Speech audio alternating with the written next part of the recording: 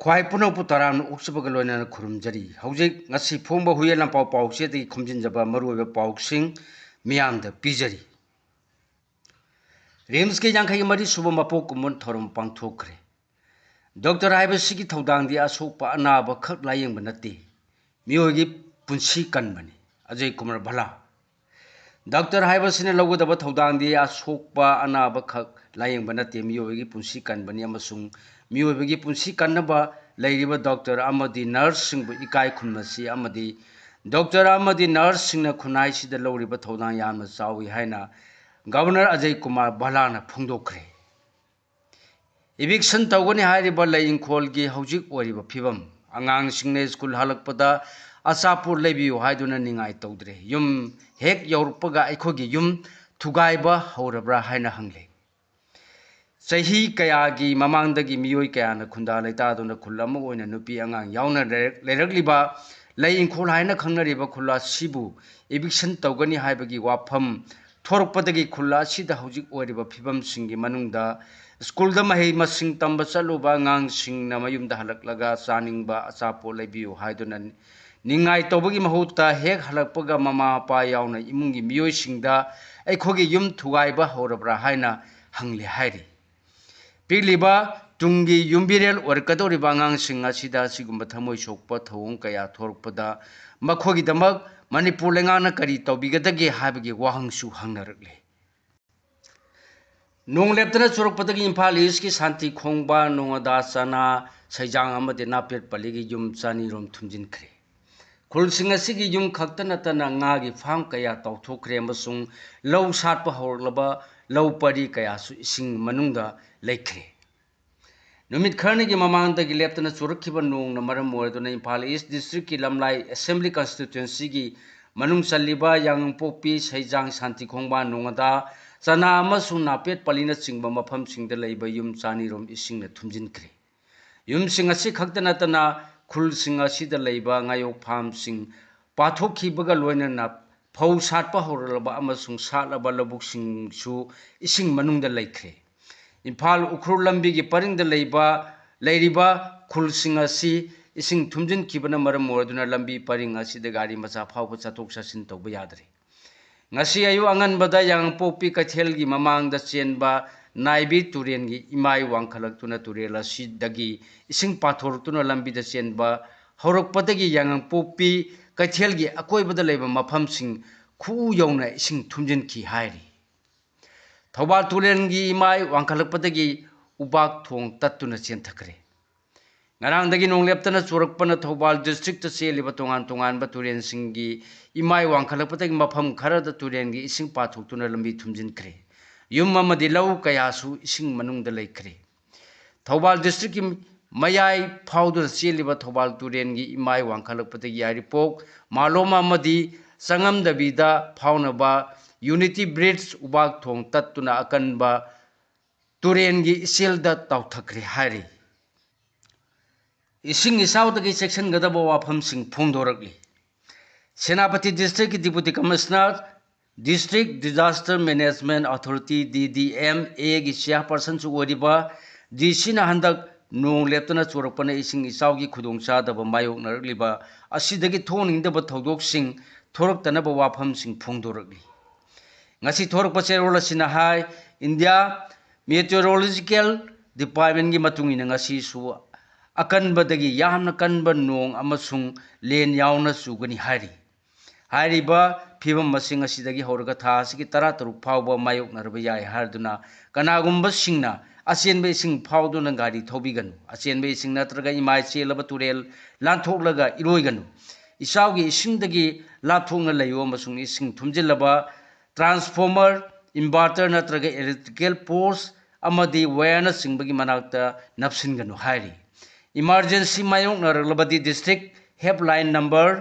917628992200 दा पाव पिबिरउ हाइरे के रंजना MLA अमा ओइना मियांगविदमक सबचाबा थौदांग लौरकपदा BJP सुगुनु मंदन खोइरांग खोइसाउनरिबा करिगिनो development committee Kakching Khunou municipal council की वार्ड नंबर 3 की काउंसिलर ओरमबत नतन कक्चिंग खुनो डेवलपमेंट कमिटी की सेक्रेटरी ओरिबा थिंगनाम ऋषिकेश नंग ngasi pangthokkiba pawgi mifam amada sugunu assembly constituency gi Kangujam Ranjin MLA ओना मियामगीदमक चप चाबा थौदांग लौरपदा बीजेपी सुगुनु मंदन खोरांग खोसावनरीब करिगिनो हाइना पाउमीसिंगी खुथांगदा हंखरे ngasi दूरदर्शन मफोक कुमोन थौरम पांथोकनी अदुंगै कुमजा 1985 सेप्टेम्बर 15 दिल्ली दगी ट्रांसमिशन तौबा हौकिबा दूरदर्शन डीडी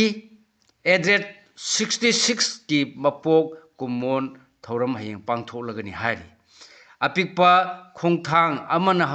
हौरखिबा दूरदर्शन ngasi लेबा सिगी ख्वादगी चावबा मसुंग मियामना थाजनबा ब्रॉडकास्टिंग नेटवर्क अमा ओइरे दूरदर्शन असि चैनल अमखक नते मसिदा वॉइस आइडेंटिटी अमसुंग इंडिया की कल्चर अमसुंग सोसाइटी की मिंगसेल सु ओदिबनी हारी अहानबदा ब्लैक एंड व्हाइट की ट्रांसमिशन ओइना हौरखिबा दूरदर्शन ना ngasi कलर डिवीजन ओरपदा नतना हौजिकना डिजिटल इरादा चंगसिलकले मतम पुनमक्ता दूरदर्शन लेबा सिग सागोनना चली कुमजा 1994 की एशियन गेम्स ब्रॉडकास्ट तौबदा कलर द संदोखिबा असिमक इंडियन टेलीविजन की पुवारी अमनी हाइरी दूरदर्शन हराव कुमै सिंखक्त नतना तोप थौदांग सिंसु लौरदुना लेबा असिबु सेमगतपदा मरु ओइना पार्टनर ओइरी हाइरी चुरचांदपुर पीएस थोमजिलपदगी फाजिलुबा अनि थादोखरे प्राइम मिनिस्टर था की तरा हुमदोइद चुरचांदपुर लाक्ट्रिंगै की मांगोइना माकी खोंचत की दमक सेम साखिबा लेतेंगी पोलमसिंग थुगाई खाइदुना मई थाबदा चेनबनी हाइबा नहा अनि चुरचांदपुर पुलिस ने फाजिनदुना थमलकपगी मायोक्ता ngasi masing yamlaba naha singna police station असिदा थोमजिनदुना इरांग हौरखरे ngasi nungthen pung amaga makhai rom tarakpada masing yamlaba naha sing aduna makhoi ani thadornaba khongjang changsilakpaga loinana Churachandpur town gi dukan sing thong lon ki yamlaba naha sing na thomjilakpadagi Churachandpur police na naha ani adu ngasi numidaro wairam thadokre hairi masing yamlaba naha sing na phajinduna thamlakpa naha ani adu